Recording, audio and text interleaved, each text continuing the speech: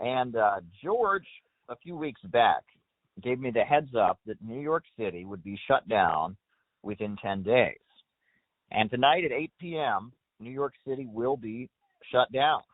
We will have a shelter-in-place, don't go outside order. New York City is becoming the epicenter of the coronavirus crisis, and George called it. So I've got George here on the line with me.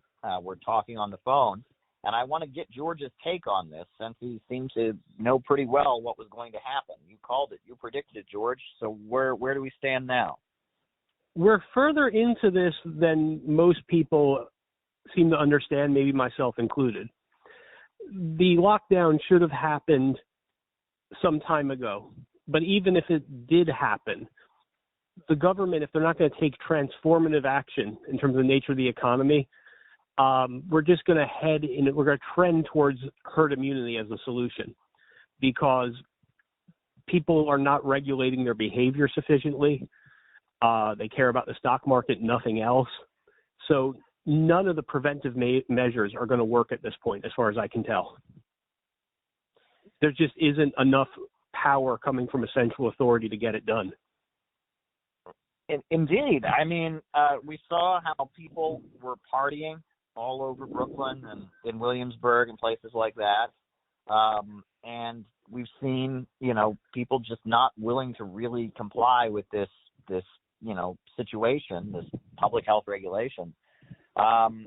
It's kind of scary to think about. And it seems like at this point, New York City, we've got something like, 50,000 cases or something like that. I mean, I'd say considerably more. Yeah. I mean, and it just keeps going up every day. At this point, the state is on a state of emergency. Ohio is in a state of emergency as well, all across the country. And people are asking the question, why didn't we have testing immediately? Why are we only testing people who for sure have it? Why isn't there universal testing taking place right now? People are asking questions about what is wrong with our healthcare system, why we weren't more prepared for this. Why did members of Congress seem to tell us everything was under control and then sell off all their stocks because they had a hint that maybe things weren't as under control as they wanted? It seems like this is societal decay in action. We are facing a pandemic, and I mean, deal with it.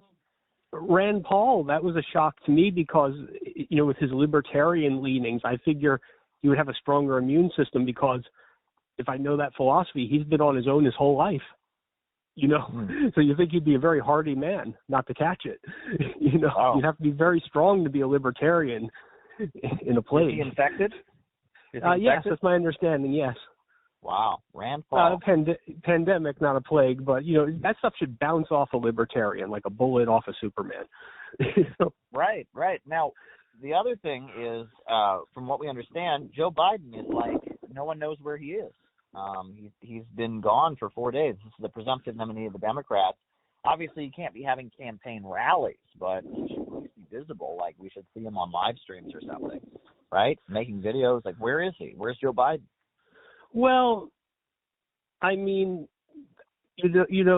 I've mentioned it. I don't mean it's a joke. I know this is true. People in that state of mind sometimes wander off, and they need people to find them. So he may have went into the street, or hopefully someone caught him when he was just wandering out of his house onto the sidewalk. But, let's be honest. We talk about the expansion of the virus. I'm not an expert in cognitive decline. What kind of condition will he be by election day? From what I'm seeing, maybe that's something that ratchets up and someone's pretty bad, but then 6 months later or even less, they are long gone. The other thing that people talk about is now universal basic income, right? There's this idea that everyone's going to get a stimulus check. Is it $1,000, $2,000, and we're all kind of waiting for the government to give us a stimulus check. But the thing is, if they don't, if society doesn't get turned back on at some point, what are we going to spend the money on? You just give everyone $1,000. So many people have lost their jobs. 1 in 5 Americans has apparently lost a job because of this already. This is a disaster. This is a big disaster. The thing, by the time the projection we're going, they talk about 20% unemployment. We really had that before this. So I'm thinking it's going to be more like 80%. I mean, yeah, well, a lot of the jobs now are like gig economy jobs. It's not regular stuff. If you're like an Uber driver, if you sell stuff on the internet or whatever, I mean, you can't get by this way. It's a lot of less than full-time positions, if you know what I'm saying. A lot of just people hustling kind of to get by, not really fully employed. A lot of millennials who came out of college and never really had a stable full-time position with full-time benefits. Now they're just kind of really hurting. I mean, it's a thing. Like, that's the thing. Like, we're trending towards herd immunity, and that's going to take 18 months to 2 years. Very scary picture. But America is a society of money, and the business of America is business. So what happens when you shut down the American way of life? What's going to happen? How peaceful will people be? I don't know. Right. This is a big disaster. I mean, we have an economy based on consumption. Go out and spend, and people are being told to stay at home. And for public health reasons, they need to stay at home, and people can't buy. I mean, this is the recipe for a disaster, the recipe for a collapse. I mean, this is the end. Yeah, and I don't know what kind of collapse. Some people, they get like 1929 in their mind, the dates I remember. But this may be the Bronze Age collapse. This is going to be, it's like, what in the past is going to parallel this exactly? I don't know. What's going to inform our understanding? Is this going to be pretty unique?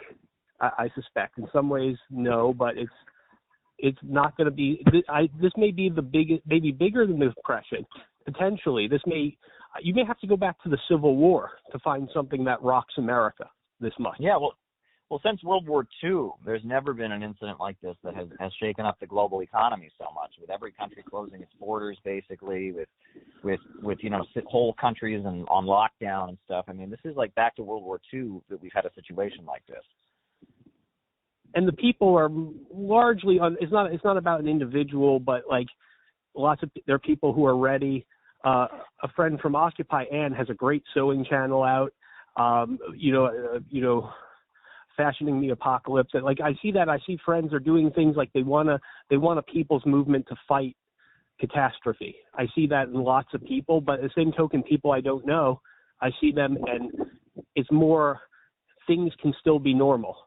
And I'm going to act like things can be normal. If I go out and I keep my distance from everyone just about I can, but people are just acting like the world is slowly disappearing from them, but I'm not going to notice, and things will be normal in 2 weeks.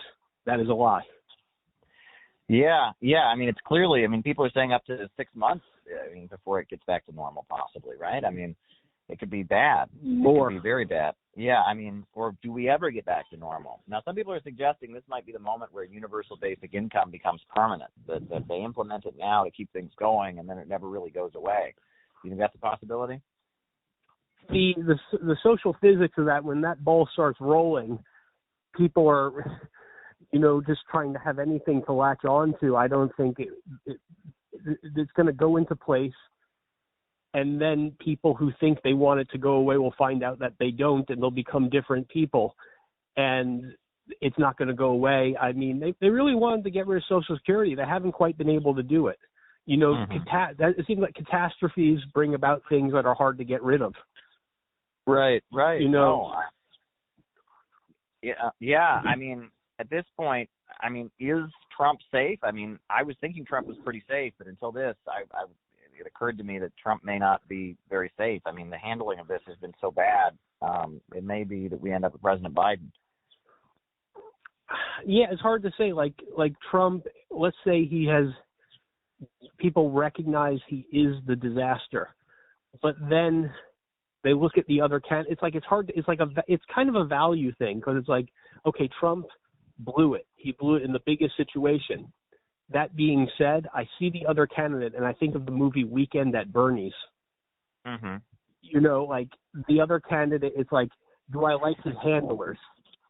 It's like, I think people have to really see the way the country functions in a different way. They're getting there, but they're going to have to see, it's just, do I want a neoliberal managerial state of that kind? Do you want to give up on the idea of the president is not a figurehead?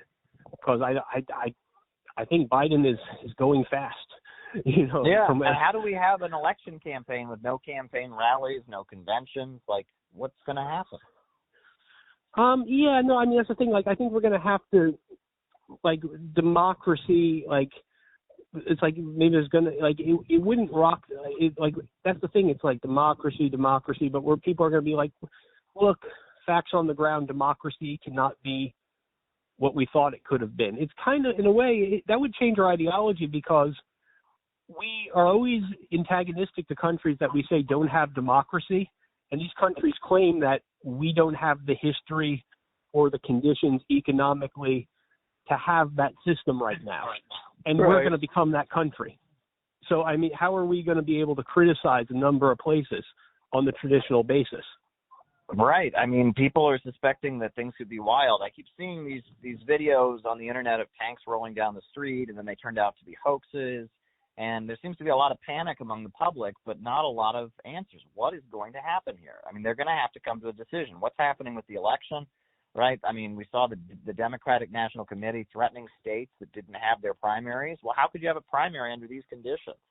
Any other country had their primary, we would declare it to be, not legit, right? We would say, well, you can't have an election during a pandemic, right? People are afraid to go to the polls. So what in the world are we going to do here? Well, I mean, I think, at this point, I think it'll take a few months even. Like, you'll just see the kind of shine that the idea of democracy has just kind of vanish into something more realistic, more of a Marxian interpretation of power. Like, American people will just take that. They can, in an emergency, they can kind of accept that. Is basically they don't have to give up on the American identity. That we can be the shining city on the hill even if we're not shining. Right. I kind of. Yeah, it's very, very intense. And actually, Russia has done a great job. If you look at, what's coming out, and China did a great job handling this, right? A lot of countries that don't have this commitment to free markets and liberalism and everyone can do their own thing are actually having a much stronger response to this than we are at this point. We don't even know what to do here. No, I mean, that's the thing. I was making libertarian jokes, but I kind of feel like where it's like kind of something peripheral that informs American life on some way. But I think like this is going to finish off libertarianism for a time. Yeah. And I feel like this is something I see, and it's not picking on libertarianism, but there's a certain period, there's a crisis, and it takes a long time to have an interpretation of history where your despised ideology is considered acceptable. So it's like it's going to take libertarians decades and decades to reformulate, to try to gain some influence, is my thinking. Well, let me ask you this, George. Since you predicted this, right? I mean, you called it, right? When I posted, I said a good friend of mine who's gotten many things right predicted New York City will be shut down within 10 days, and you called it. Do you have any other predictions you'd like to make while we're at it? Because you called it right on the money. Well, that's the thing. Like, the beginning is much easier to predict than what comes when things begin to fracture. And it's like the American system is very fragile. Like most of the discourse about neoliberalism, like they talk about the efficiency, but you've never heard any of these people, David Brooks, other people, talk about the redundancy in the system that makes it shockproof. You never heard that in your life, basically. Like they never say if a crisis happens, the system is shockproof for this reason. You always hear that it's streamlined, that it's efficient.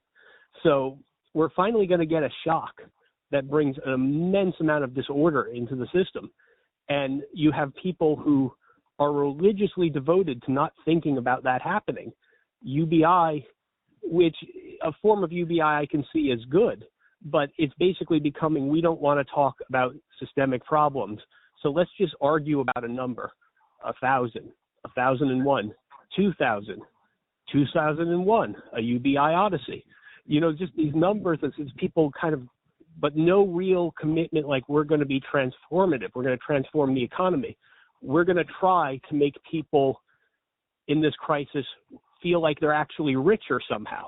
There's nothing coming from centers of power, you know, that could do that. There's nothing like a New Deal I can see in any of this. Wow. Well, the people's movement, maybe from the people, but I don't see any sector of power that's entertaining something more radical. Indeed.